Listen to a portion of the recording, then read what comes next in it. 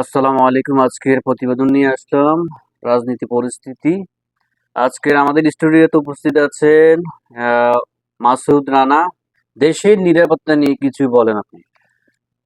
দেশের নিরাপত্তা এখন যে পরিস্থিতি, এই পরিস্থিতি সাধারণ কোনো মানুষের নিরাপত্তা নাই বলতে নাই।